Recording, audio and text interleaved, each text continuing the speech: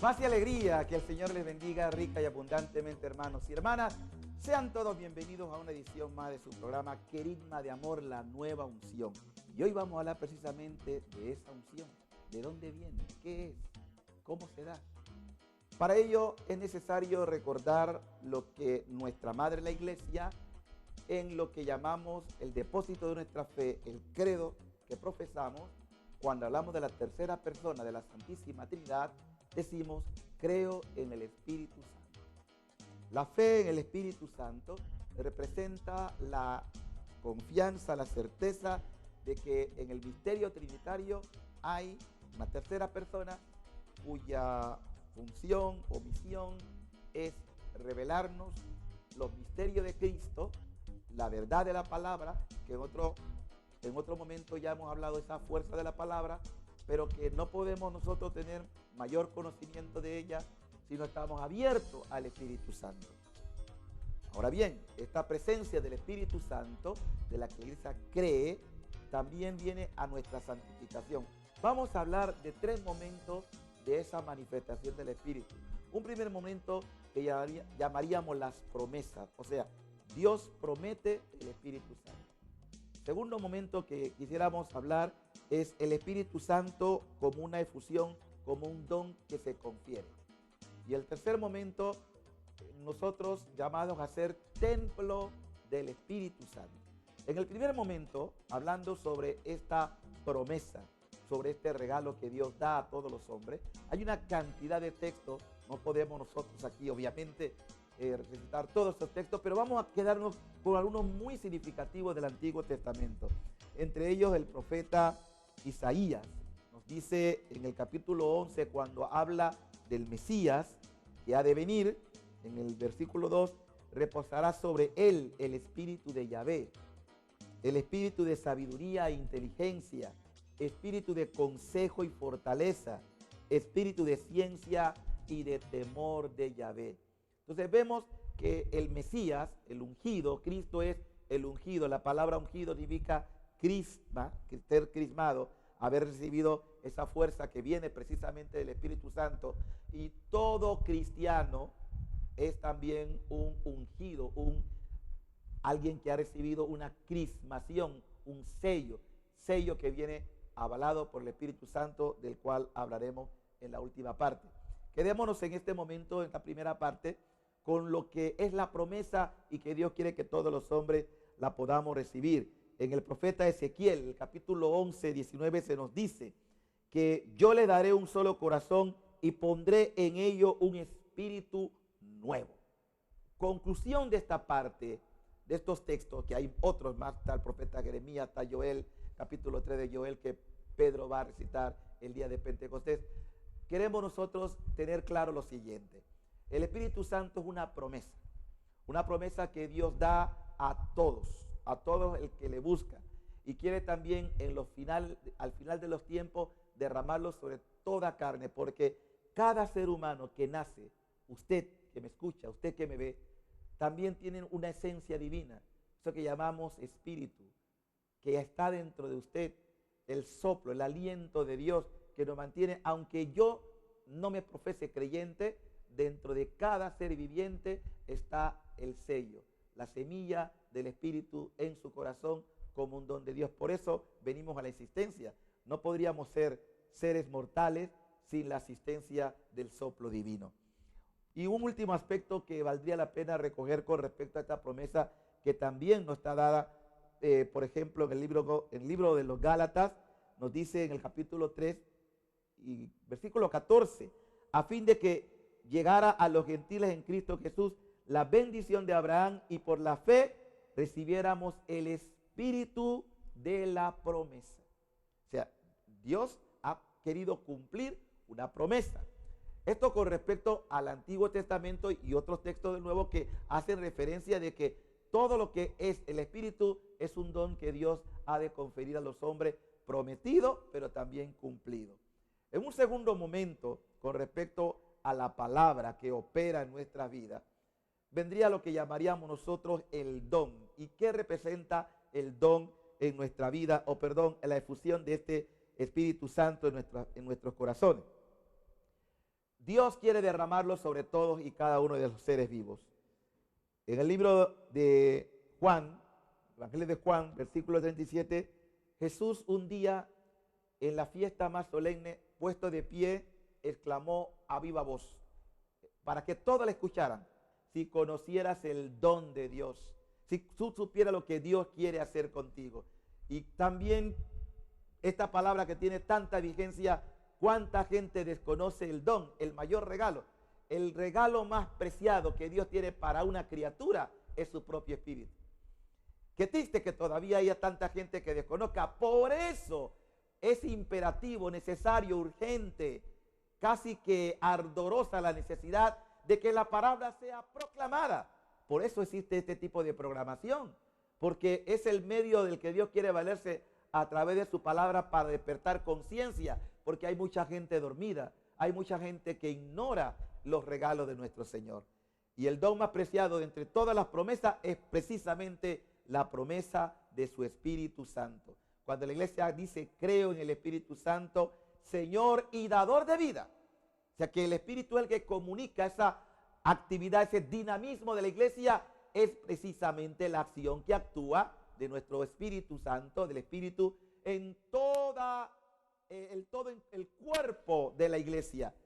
Sin el Espíritu Santo no existiría la iglesia. Sin el Espíritu Santo no existirían los sacramentos.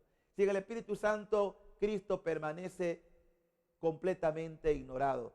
Es necesario que el mundo se abra a este regalo maravilloso que es el Espíritu Santo, que aún desconoce. Por eso el mundo no lo conoce y por eso no lo puede recibir, como nos dirá el Señor en el capítulo 14 de San Juan. Estas cosas, cuando el Espíritu Santo cayó sobre todo los que escuchaban la palabra de Dios. Fíjese bien la relación, escuchar palabra, efusión del Espíritu. Escuchar, estar abierto a la palabra, recibir el don del Espíritu Santo. La pregunta, hermano, que te podríamos hacer en este momento es: ¿deseas conocerlo?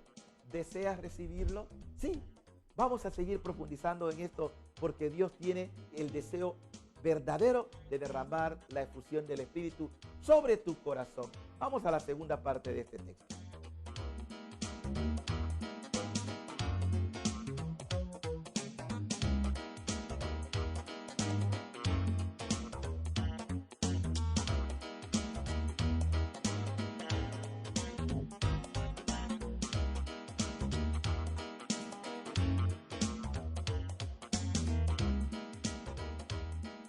Hemos dicho que esta es una promesa que Dios ahora está cumpliendo, es decir, estamos experimentando un verdadero avivamiento pentecostal, porque la experiencia de Pentecostés no quedó reducida al cenáculo.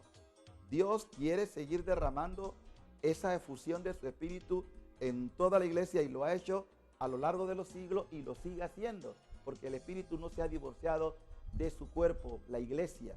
Entonces, aquí tenemos nosotros algo en lo cual quisiéramos desarrollar, que es el Espíritu como un don verdadero, es decir, un regalo. Primero, para tener un regalo, uno necesita merecerlo. De hecho, el merecimiento de ese don nos viene dado como algo gratuito. No es que tú realmente te lo mereces, es un don, es una iniciativa de Dios. Y a Dios le satisface sobremanera darnos lo mejor de sí, su propio espíritu. Pero si tú no tienes el deseo, si tú no tienes la apertura, el don no puede venir. Cuando Pedro predicó el primer Pentecostés, capítulo 2 nos narra de que a la escucha de la palabra, decía anteriormente que hay una relación intrínseca, unida entre la palabra que se proclama y la promesa. No se puede separar la palabra y la manifestación o la efusión del Espíritu o el don del Espíritu. Hay que escuchar la palabra. Y esa palabra ya viene revestida, la unción, la fuerza de la palabra que toca la vida. Se nos cuenta en el pasaje de Emaús, cuando los discípulos van desesperados, tristes, agobiados porque piensan que todo terminó con la crucifixión. Se les presenta a este forastero que camina con ellos, les pregunta de qué están hablando, cómo eres tú el único que no sabe lo que ha ocurrido, responden ellos. Y bueno, ustedes conocen la catequesis. Al que no la conoce, sintetizamos esta catequesis diciéndole que cuando ya les habla la Escritura, se hace tarde y le dicen: quédate con nosotros, forastero, come con nosotros la cena. Este forastero parte el pan y cuando se los da, una representación clara, evidente de la Eucaristía, dice que en ese momento desapareció nuestro Señor y quedan con el corazón, como decíamos en la palabra del profeta Jeremías, que la palabra es fuego. No sentíamos fuego en nuestro corazón cuando nos explicaba la Escritura. ¿Qué queremos decir con todo esto? Cuando tú recibes esa palabra y tú comienzas a sentir en tu corazón ardor, inquietud, deseo de más, es lo que nosotros llamamos proceso de conversión. Y este proceso de conversión lo experimentaron aquellos 5,000 hombres que estaban reunidos el día de Pentecostés. Y fíjense que nos narra que le preguntaron: ¿qué tenemos que hacer? Mire la respuesta de Pedro. Estamos en el versículo 38. Pedro le contestó: conviértanse y que cada uno de ustedes se haga bautizar en el nombre de Jesucristo para remisión de sus pecados y recibirán el don del Espíritu Santo. Qué bella. Recibirán el don, el regalo del Espíritu Santo. Pues la promesa para ustedes, para sus hijos y para todos los que están lejos, para que cuanto llame el Señor Dios nuestro. Esto como regalo, ¿qué tiene como consecuencia? ¿Quieres saberlo, hermano? Aquí viene lo más hermoso. Una vez que usted recibe ese don, ¿ustedes saben qué se constituye? ¿Sabe qué va a pasar con usted? Se hace templo de Dios, santuario de Dios. Y los textos bíblicos, por ejemplo, Romanos 8:9, 1 Corintios 3:16, 1 Corintios 6:19, nos hablan de esta promesa. En Romanos, vamos a ver 1 Corintios 3:16, ¿no saben que son santuario de Dios? Dios no solamente ha venido a darle ese don, sino a constituirlo en tabernáculo de su presencia, donde Él quiere habitar permanentemente. No entristezca al Espíritu que le ha sido confiado, que le ha sido regalado. En otro texto, Pablo vuelve sobre la misma idea. En el capítulo 1 Corintios 6:19 dice: ¿o no saben que su cuerpo es santuario del Espíritu Santo que está en ustedes y han recibido de Dios y que no se pertenecen? Esta expresión "no se pertenecen" es muy oportuna, no solamente escucharla, sino obedecerla. Hay mucha gente que sobre pretexto de operaciones quirúrgicas, de cambio de sexo y de aborto, se olvidan que ellos no se pertenecen. Nosotros somos propiedad de Dios. Yo no puedo hacer con mi vida o mi cuerpo lo que me da la gana. Esto es lo que muchos comienzan a decir: no, yo hago con mi cuerpo lo que me da la gana. Si quiero operarme, me opero. Solo por pretexto de vanidad. Se botan los hijos que Dios les concede también como un don. En fin, cuando usted se embriaga o cuando usted adultera o cuando usted comete cualquier clase de pecado contra su cuerpo, usted está asfixiando y alejando el don preciado del Espíritu Santo. Si usted quiere recordar o quiere retomar el camino, sencillamente tome la determinación de pedirle a Dios perdón. Clame a Dios y: Señor, envía sobre mí tu Espíritu. Fíjense que cuando el rey David, estamos hablando del Antiguo Testamento, como conocemos, era un hombre pecador y había cometido un grave pecado de adulterio cuando le sale el profeta Natán. David es golpeado cuando el profeta lo confronta con la palabra de Dios y compone el famoso salmo del miserere: Dios mío, por tu misericordia, ten misericordia de mí. Y dice: no me quites tu Santo Espíritu. Qué bueno sería que usted también, en este reconocimiento de su culpa, porque para que la unción vuelva otra vez sobre usted, es necesario el quebrantamiento. Y dígalo así como yo se lo digo en este momento: sin quebrantamiento no hay unción. Si usted quiere quebrantar, si usted quiere sentir la unción, el avivamiento, el fuego del Espíritu, humíllese ante la poderosa mano de Dios. Y Él a su hora lo va a levantar y le va a dar una fresca unción. Por eso que nosotros, como Querigma de Amor, hemos creído oportuno darle este nombre, porque sabemos que Dios quiere levantar a su pueblo. no solamente por la escucha de la palabra, sino para darle la nueva unción que viene de lo alto, que es el Espíritu Santo. Recíbala, hermano, no se cierre a esta gracia. Este es el sentido de nuestro ministerio, Querigma de Amor, la nueva unción, comunicar el poder del Espíritu Santo que actúa en su vida y que tiene verdaderamente planes que usted no se imagina, porque los que están en Cristo, nuevas criaturas son, y el mundo de infinitas bondades se nos abre para nuestro provecho. Este es el momento en que debe darle lugar a la palabra de Dios. Terminamos este texto recordando lo que Pablo nos dice en la carta a los Efesios 2:20. Edificados sobre el cimiento de los apóstoles y profetas, siendo la piedra angular Cristo mismo, en quienes también ustedes están siendo juntamente edificados hasta ser morada de Dios. Morada, casa de Dios en el Espíritu. Ese es el plan de Dios, hermano, y que Dios quiere seguir haciéndolo patente en su vida.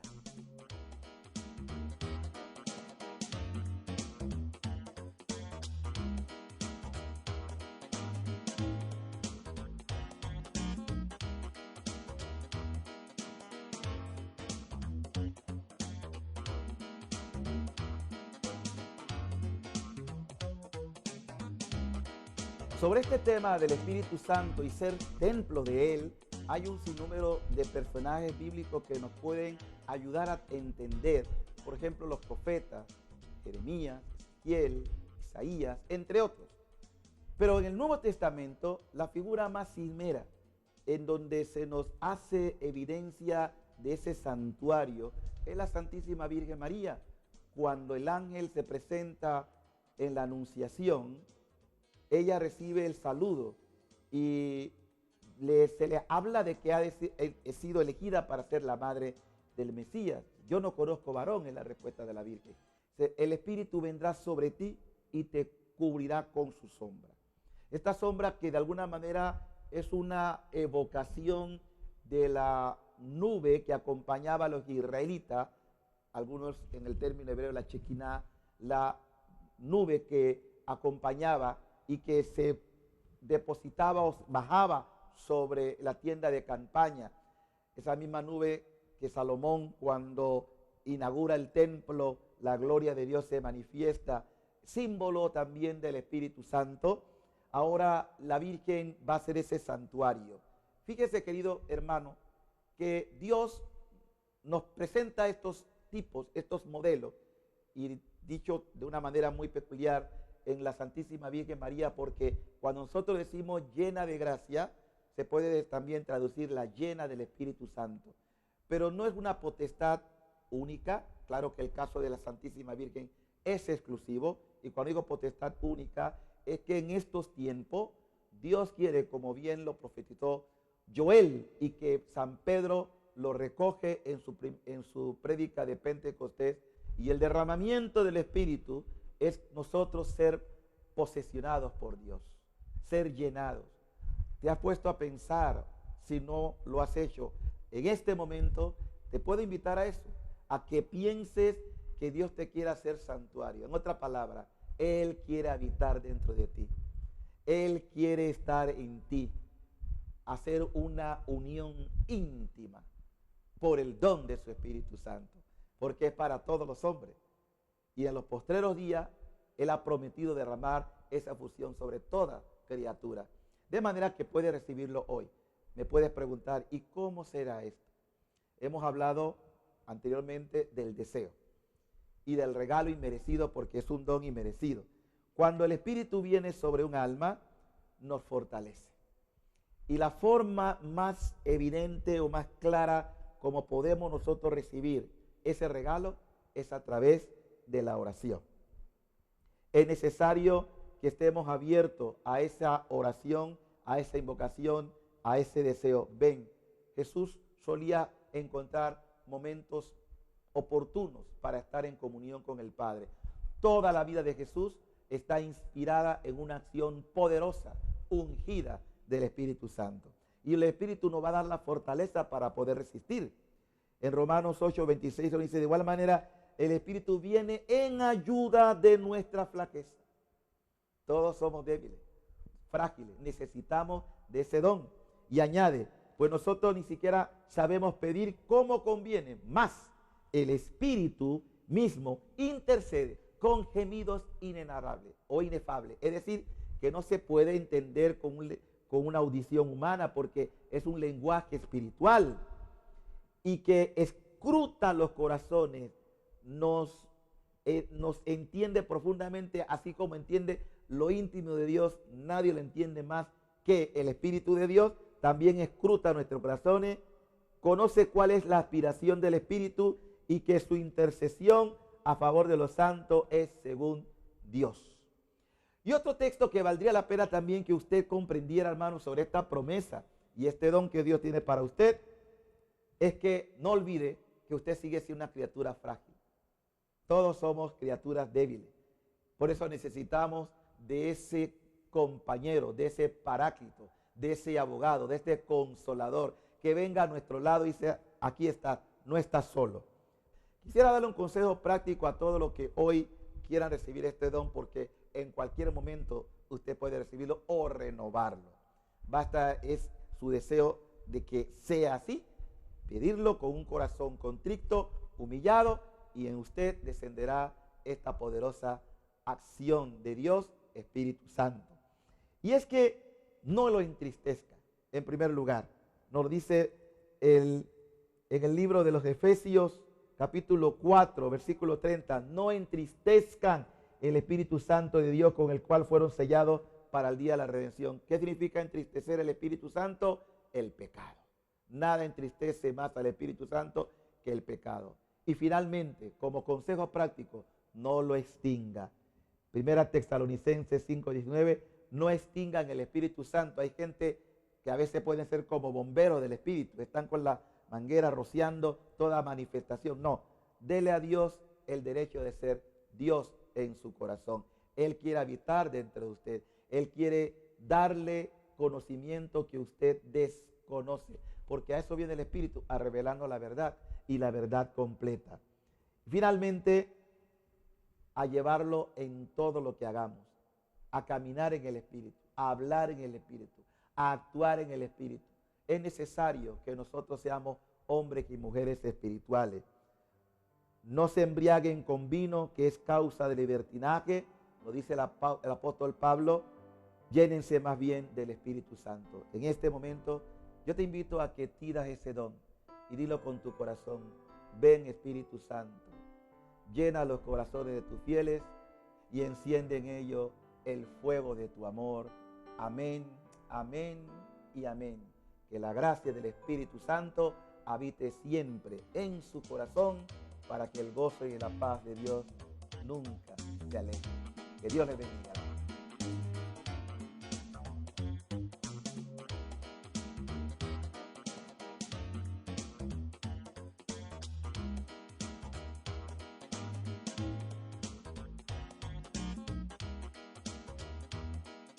Esperando que esta programación haya sido bendición para su vida, queremos que en una próxima edición usted nos acompañe en este querigma de amor.